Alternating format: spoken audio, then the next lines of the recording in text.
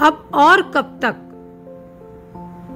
22 अप्रैल 2025 वो तारीख है जब फिर से एक निर्दोष जिंदगियों से भरी गाड़ी को आतंकवाद ने निशाना बनाया और वादियों में जो घूमने आए थे उन सबको गोली मार के छलनी कर दिया।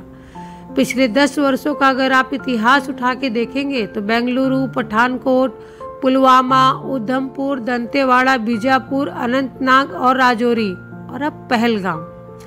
हमने बदलते हैं, तारीखें बदलती है लेकिन तस्वीर वही रहती है। रोती हुई माएं, खून से सने कपड़े, परिवार और सरकार की वही कड़ी निंदा।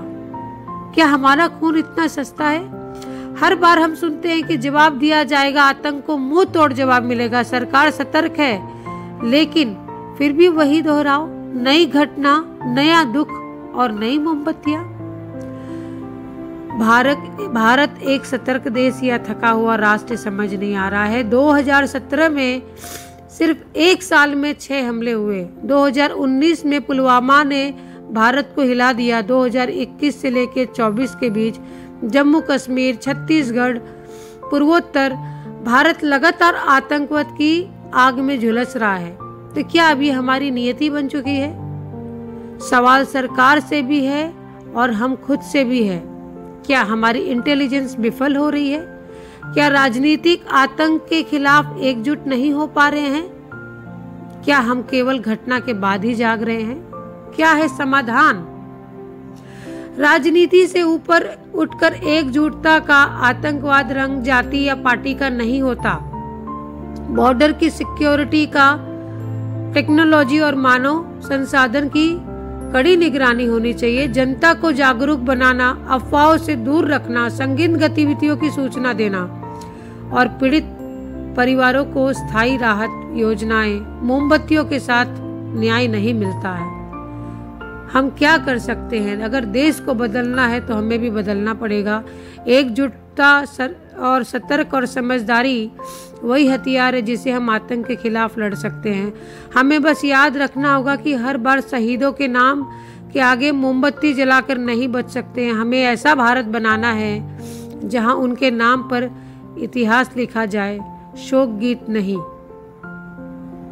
और बहुत ही दुख की बात है कि 22 अप्रैल को फिर एक दिन उन आतंकियों ने मासूमों की जान छीन ली। फिर एक बार गोलियों की आवाज़ से वादियों की शांति तोड़ दी और फिर एक बार हम सिर्फ रोते रह गए, सवाल करते रह गए। हर बार कहा जाता है कि कड़ी निंदा होगी, जवाब दिया जाएगा, लेकिन हम जवाब नहीं चाहते, हम परिणाम चाहते, हम वादे नहीं चाहते, हम सुरक्षा चाहते। हमें श्रद्धांजलि नहीं चाहिए, हमें समाधान चाहिए। कभी एक बेटा शहीद होता है तो कभी बेटी अनाथ होती है, कभी एक माँ की गोद उजड़ जाती है, कभी एक पत्नी की मांग सुनी होती है। क्या हम हर बार यूं ही जख्म लेकर जीते रहेंगे? अब वक्त है राजनीति से ऊपर उठकर एकजुट होने का, सवाल पूछने का और उस देश को बचाने का जिनके लिए न जाने कितने शहीदों ने अपनी जान दे दी।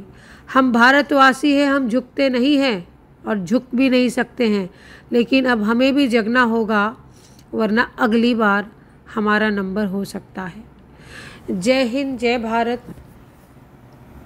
मेरी आप सबसे निवेदन है, सतर्क रहे, सजग रहे, हर एक मौके को, हर एक पल को आप समझदारी से उपयोग करें।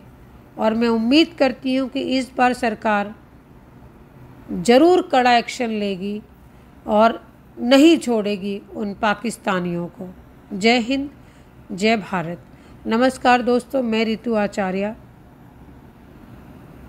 आप सबसे निवेदन करती हूँ, आप मेरे चैनल को सब्सक्राइब करें ना करें, लेकिन भारतवर्ष में शांति बनाए रखें, क्योंकि हम और आप ही एक दूसरे के सहयोग से आगे बढ़ सकते हैं। देश में शांति बरकरार रखना बहुत ज़रूरी है।